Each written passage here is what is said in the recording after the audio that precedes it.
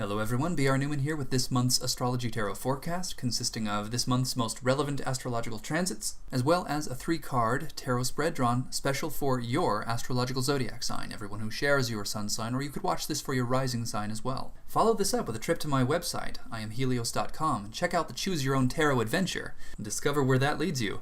Also, I highly recommend getting a reading with me, either tarot, astrology, or a combination of the two, to get really specific in the most useful way. Also, you may be aware I teach this stuff. Some courses are available. Some may be enrolling now, so check it out. Okay, Leo, here it is, your 3-card tarot spread for the month of January 2018. In this, you have a central theme, like a snapshot of your current situation, and then 2 dimensional timeline options you could choose from on either side. So these are like 2 doors, and you can walk through one of these 2. In your central theme, you have the Princess of Swords. So this is a personality profile that you are supposed to embrace right now. You're supposed to embody this as a means of most clearly seeing the situation at hand and then choosing wisely. So the Princess of Swords, like all of the rest of her companions, the court cards, directly correspond with all of the 16 personality profiles, the Myers-Briggs personality profiles. There are 16 of those and 16 court cards. So the Princess of Swords is directly correspondent with the ISTP, introverted sensing, thinking, perceiver. So this is a very pragmatic personality, someone who's realistic, very observant, someone hands-on and very practical, very unpretentious and ready for anything. But they're also ready to try anything once. They're ready to get their hands dirty. They're ready and willing to do what is necessary, whatever is necessary.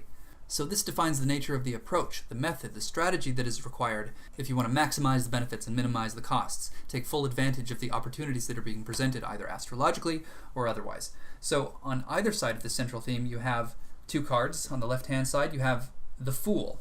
So this is stepping out into something completely new without any idea how to go about doing it. You just do it. So it's inspired action for the sake of itself. It's sort of instantaneous, very willing, and quite true to the nature of the Princess of Swords. She's very willing to step out into uncharted territory, but she's also very capable of handling just about anything. The Fool is sort of defined by a complete lack of understanding regarding this new territory. The theme could be the bliss of ignorance. The Fool has no consideration for the past the Fool has experienced or the future the Fool will experience. The Fool is entirely embedded within the present. In that, there is a great deal of implied optimism. In order to be as present as the Fool is, there is a kind of complete embrace of whatever may occur. But it is also implied, since this is the very first of the major arcana, it's implied that there is simply no knowledge of the possibility for anything to go awry.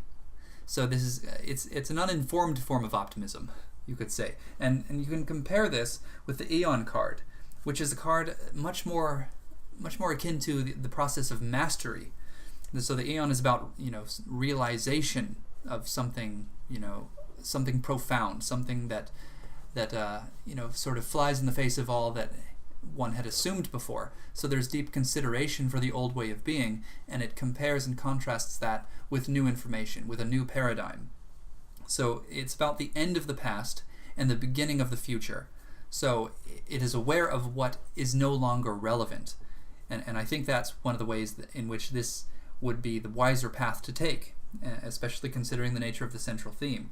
So the Princess of Swords, though she does share a similar attitude to the Fool, she would not approve of the methods, considering the nature of the potentials that are surfacing as defined by the context, which is revealed through the comparison between, these 2-dimensional timeline options. So she's much more in line with the Aeon. She's willing to do anything. She's willing to embrace the new paradigm, the new way of doing things. But she's also aware of what she has learned. She's practical. She's, observant. She hasn't missed anything. And she's also very unpretentious. She's not, she doesn't carry with her the assumption that she has written, innate in her, the ability to transcend all obstacles that come forward. She acknowledges that she has something to learn. So there's also awareness of future in that. So really, it's a matter of taste, I suppose. And it depends on your individual circumstances. This is a general reading applying to everyone who shares your sun sign, so it's going to take some honest reflection to determine what is most appropriate. But just from my vantage point, it looks pretty obvious. Don't swim against the tide, don't abandon the wisdom of your past, and embrace the future, embrace possibilities, both the light and the dark, so you can prepare for both. So this reading I gave you here sets the stage. To take this further, go to my website, IamHelios.com, and take the Choose Your Own Tarot adventure. With the context defined by this tarot spread in mind, this will take you through a much more elaborate tarot reading, and ultimately a fate card, and a very specific frequency that will help you bring out the best aspects of this fate card. That should be fun.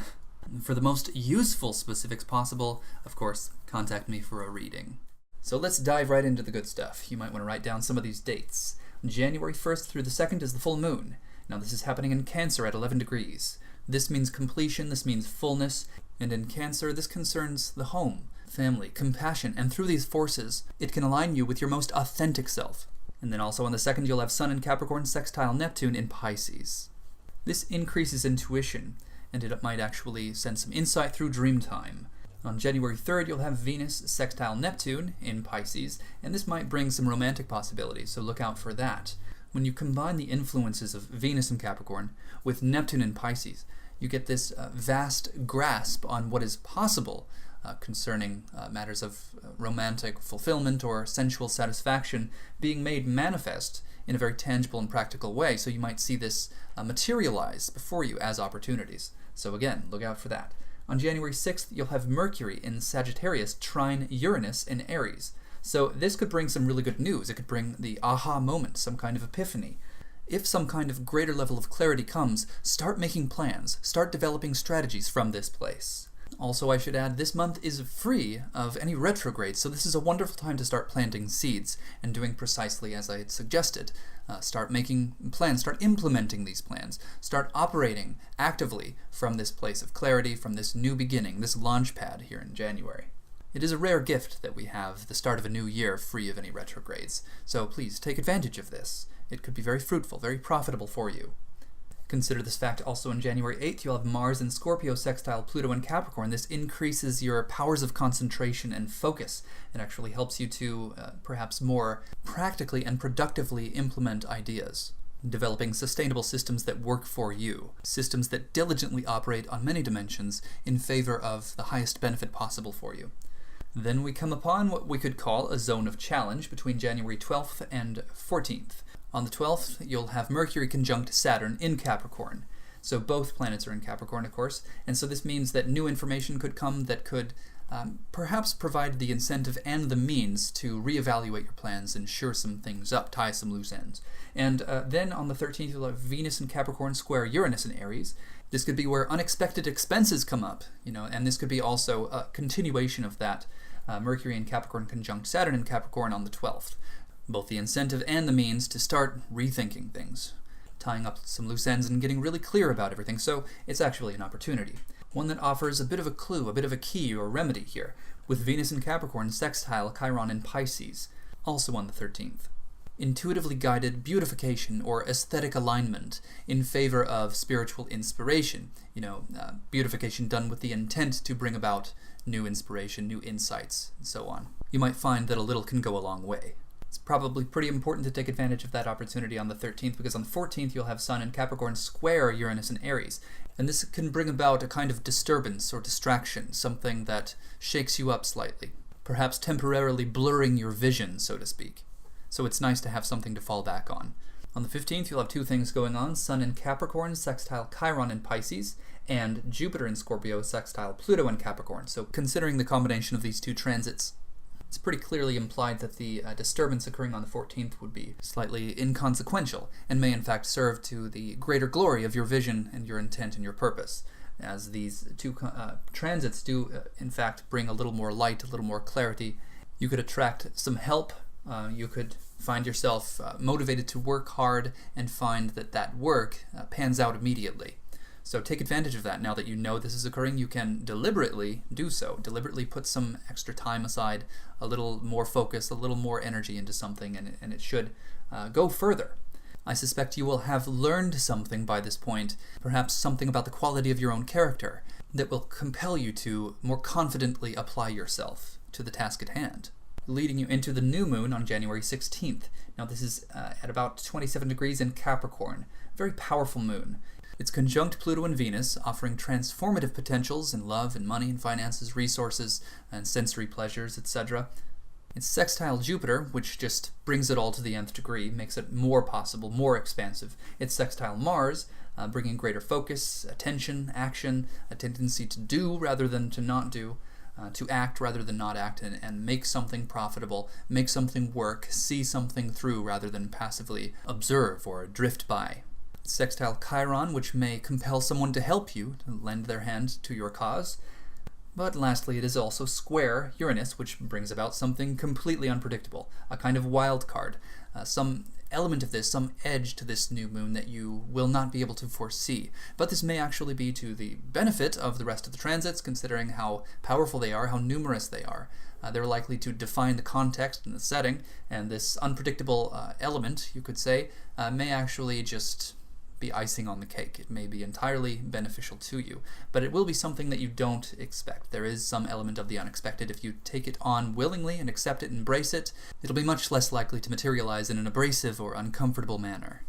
This will lead right into Mars and Scorpio trine Chiron in Pisces on January 18th, and this could compel you to look deep within yourself for the purpose of unification, perhaps finding ways to reconcile differences between contradictory facets of your existence, seeking and hopefully finding profound meaning as a kind of common denominator between many aspects of yourself to give you purpose and focus. And then on January 24th, you'll have Mercury conjunct Pluto in Capricorn. Look for an opportunity to take action. It should be quite clear. If you are meant to take action at this time, you'll feel it. So act on that. Present something, launch something, start implementing something. Follow your heart, be cautious, but don't overthink things. In any case, it's likely to be a very powerful period. On January 25th, you'll have Mercury in Capricorn sextile Jupiter in Scorpio. If you want your voice, your message, your vision to be clearly heard and seen and understood, this is the time to speak. Communicating very clearly on this date can help tremendously the nature of these next few transits, most notably Mercury in Capricorn square Uranus in Aries. New, perhaps unexpected information could come in that might confuse you or those you are working with. But if your foundational intention and vision were adequately conveyed and articulated beforehand, then this potential for confusion shouldn't derail anything. Just keep up the momentum, keep working, keep your vision clear, because this month closes out with a full moon lunar eclipse on January 31st. This is occurring in Leo. You can expect a sense of completion, fruition, the culmination of all of your efforts. This potential is very unlikely to go unnoticed, occurring in Leo. It's likely to be beautiful, dramatic, extravagant, very inspiring, so make sure you notice it. Make sure you make it conscious. Whatever happens at the end of this month, embed it in your mind. Remember it. It could serve as a source of inspiration for a long time to come. This will bring with it a powerful surge of energy. The conscious application of your intent will keep this within the realm of the beneficial. Watch it carefully, not to control its manifestation, but to align it with the truth of your being. Don't forget about it and thus make it random.